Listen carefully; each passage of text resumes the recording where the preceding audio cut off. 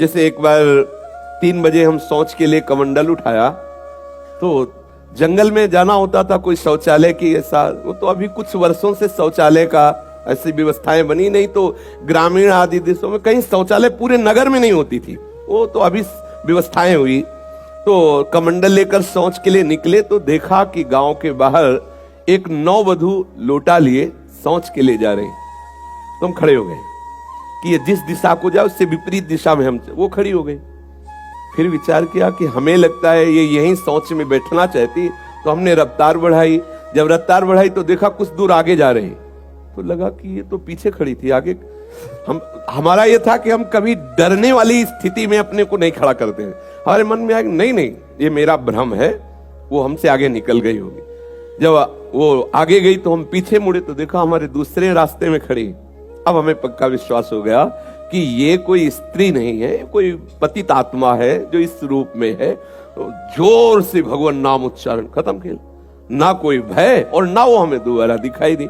एक बार ऐसा हुआ कि सैमसी में जहां गुरु आश्रम है, तो एक खंडेर था, और हमें खंडेर बहुत प्रिय है शुरू से। ऐसा मतलब बिगड़ेल स्थान, पुराना वृक्ष या ऐसे कोई कुटिया, ऐसे पहले संन्यास मार्ग में ऐसे रहना अच्छा लगता था कि जहां जिसका किसी काल, तो रात्रि में उस खंडहर में जाकर के लेटे। वहां के लोगों ने रोका, आश्रम वाले लोगों ने, वहां मत जाइए। हम सोचा आश्रम के कई लोग यहाँ लेटते हैं तो बातचीत करेंगे, इसलिए एकांत। जे ही गए तो अंदर मंत्र चल रहा था, और एक छोटी सी टार्च सिराने, एक छोटी सी घड़ी दुप दुप वाली, क्योंकि उससे पता चले ना तो मतलब टाइम का, तो ऐसे रख के वैसे से थोड़ा ही लेटे, तो उस समय जटाएं बड़ी बड़ी थी इतनी, तो ऐसे उनका तकिया की तरह जटा रखे, तो ऐसा लगा जैसे कोई हमें बहुत जोर से दबाने की चेष्टा कर रहा है। तो ऐसे देखा तो मुझे स्पर्श जैसा भी हुआ कि जैसे कोई कड़ा हाथों में एकदम। ऐसा कैसे हो सकता है?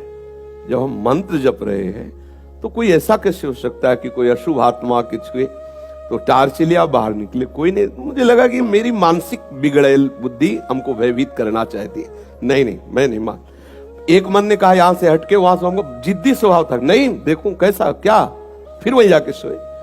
थोड़ी ही देर में फिर स्पष्ट अनुभव हुआ कि ऐसे, तब हम बैठ गए तत्काल मंत्र जपते हुए।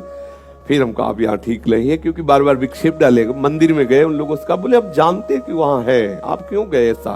तो हमने जीवन में देखा है कि अगर कहीं ऐसी प्रेत आत्मा आदि हो, वो आपको परेशान नहीं कर सकती। आपको जैसे गोकर्ण के सामने धुंधकारी प्रकट हुआ, कभी वो अग्नि बनता, कभी वो ये बनता, कभी भेड़ बनता, कभी सिंह, समझ गए अधोगति को प्राप्त। लेकिन कोई ऐसा नहीं कि उनका अनिष्ट करे और रो के कह रहा था कि मेरा उद्धार कर दो, मेरा कल्याण कर दो।